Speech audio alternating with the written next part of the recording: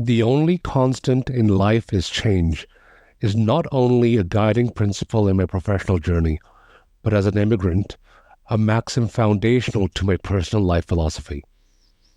In this episode, I talk about why this idea has been so important to my life and practice, the relevance of this concept for you and the broader legal and business community, and some questions to ask to ensure your practice is keeping up with the changes in your life.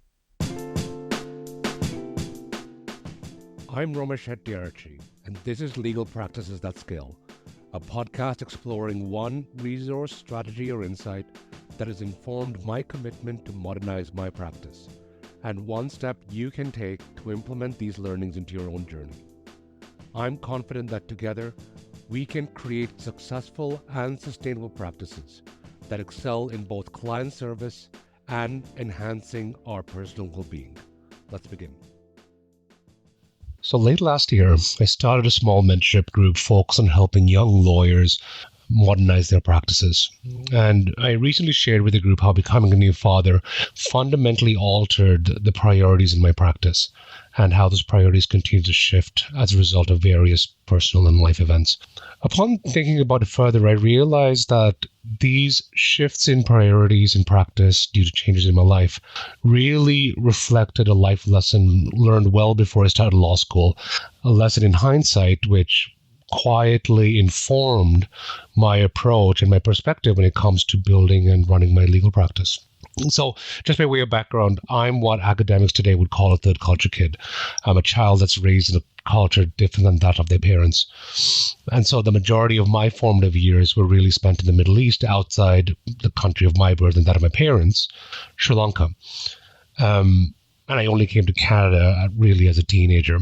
Growing up in a culture not your own can be difficult. A lot of third culture kids, they find it easy, that transition easy. It really wasn't for me. Frankly, my growing up was kind of a struggle. I really struggled to develop a sense of belonging or an attachment to a specific culture, like any specific culture. And it's not really for the lack of my parents trying. They really did their very best to teach me the essential elements of our cultural heritage and their spiritual traditions. However, while my mother's belief as a Christian were really influential in the early stages of my life, the teachings of my father's Buddhist tradition were what my parents encouraged me to rely on as our family relocated from one country to the other, from one school to the next. Now, one of these key lessons in Buddhism is the idea of impermanence, the idea that everything we experience, including our relationships with ourselves, our family, our community, and society, even our identity, they're all going to change as we age, and that nothing in our existence is going to be constant. And you should live with the idea that everything around is going to change at some point in time. Now, as a kid already struggling with fitting in, issues of belonging, and my personal identity, it's really hard to accept. I mean, just think about it. It really doesn't help someone who's already struggling to make friends and to find familiar faces to just say, hey, guess what? You'll get used to it. Things change. It's not really an easy lesson to accept when you're young. But as I got older, as I got into my teens, and as I started getting into university and law school, accepting this idea of change was something that I started to become integral to my life. This idea has helped me recover from broken hearts, accepting the ends of really cherished friendships, and it's really, looking back, it's really helped me transition from one life stage to the next. What I now realize is that this lesson has also influenced me when it comes to responding to changes in my environment and helping me shift my perspective, trying to be more curious as to how I leverage those changes to my benefit. So let me illustrate this by talking about this in the context of my practice and the general arc of practice. Now, if you ask any lawyer, most lawyers will say that the trajectory of their career, they'll expect that to follow three stages. They'll start off with being a new lawyer. They've just been licensed. They're just starting practice. And in this stage, they really focus on learning the law, building experience, growing a client base, establishing reputation. That's really what the early part of a legal career is about. And this stage of the career is about 0 to 3, 0 to 4 years.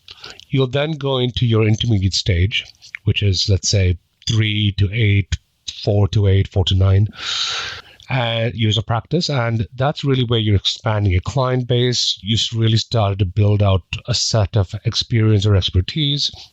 And then your last stage is when you become a senior lawyer, which is usually after 8 or 9 years of practice. And that's where you've got a really solid reputation. You've developed some efficiencies in your workflows, and you're seen as sort of like a trusted legal advisor type of thing. And that's what I thought was going to happen when I became a lawyer. And it's not exactly how it turned out. So when I first started out, focused on learning the law, I started my practice with a small law firm, doing civil litigation, building experience, getting clients, and trying to get those footsteps in building out a reputation. But in my career arc, I actually got married and I had a young son within 3 or 4 years of my practice.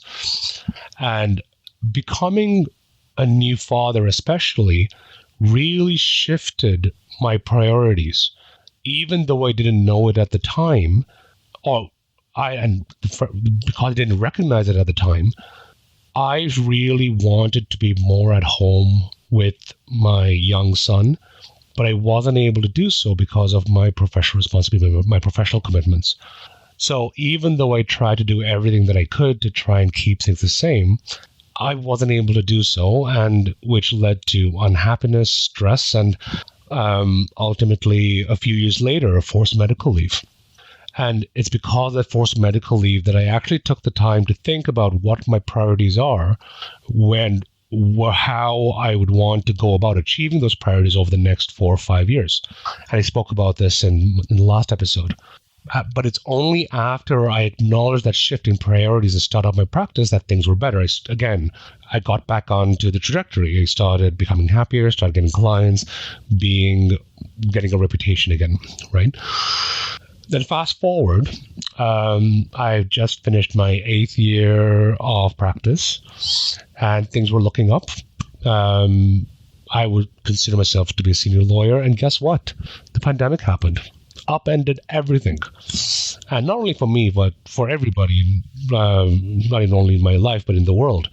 And since the pandemic, I've had back-to-back health, family emergencies, all the gamut. But what's really interesting is that because of the challenges that I had to overcome a few years earlier, and because I had already acknowledged that there's going to be change in the legal profession happening, I was actually that much more prepared to deal with this change because I'd already accepted that it was going to happen. And because of that approach, I was much less likely to complain about things and much more likely to look at finding more ways to do things more efficiently. And that's really the lesson I want to impart today with you.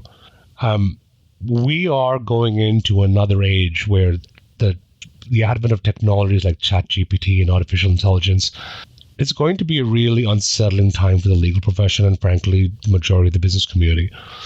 And it is absolutely reasonable for you to be unsettled and worried about these advancements because it's going to affect your business and livelihoods. However, rather than being paralyzed with fear, I would suggest that you take a moment to think and reflect and think about the ways that you can leverage these types of changes to your benefit.